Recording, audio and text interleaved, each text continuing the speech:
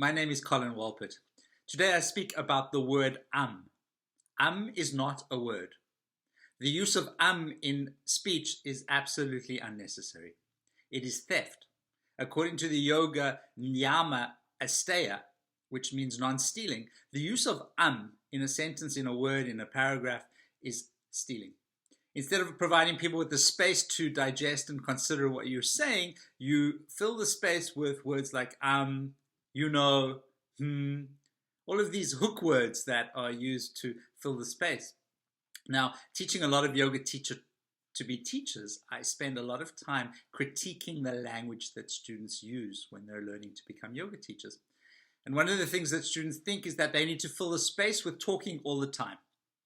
Nothing more of a disservice than filling the space all the time with your voice for yogis who are on a mat looking to find space in their own brain, in their own mind, to digest the things that you've said and to work out their lives.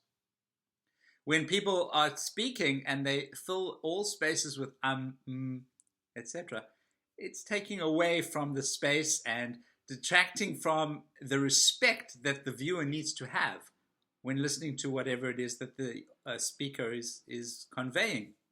Now, there are amazing people, literally politicians and even presidents, that use the word and I guess it's used to portray a sense of simpleness, a sense of informal communication. Now, no one says you have to be communicating formally at any time, but you do need to give your audience permission to digest what you're saying. Filling every space with you know, it's not helping. It doesn't help. It detracts, it steals from the very people that you're wishing to convey your message to. I implore you to consider not to use hook words in your life. Don't use them in your own mind, and give people space. Speaking about space, there's a concept in yoga, in the teaching arena, called giving and holding the space. Holding the space for someone is not a difficult thing to do if you just hold the silence. It's only inadequacy or fear of inadequacy that causes the space to be filled with words that are unnecessary, gobbledygook talking, and the hook words, the the you knows, etc. I spent a lot of time in my youth while I was at university working in hospitals, and I had the fortune of working in a number of palliative care environments where death and dying is every day. And one of the greatest gifts you can give somebody who's due to pass is just the presence of yourself. Being in the room, holding their hand maybe, maybe not, but holding the space. Being a witness to somebody's life. And this is the same thing in speech.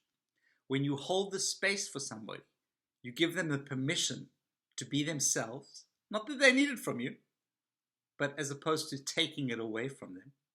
You give people permission to have their own brains, their own thoughts, make their own decisions, deduce what they wish to from what you're saying to them, not be forced and throat-fed all the information that you think is pertinent to them. Holding the space means having the space. It means having space in when you're talking. It means having space when you're with people. Awkwardness is the most amazing holder of space. And if you feel awkward, you're holding the space. Unfortunately, that passes and silence becomes a comfort, especially in the yoga teaching world. And I love silence now. I hardly ever feel awkward in any conversation. Silence is great.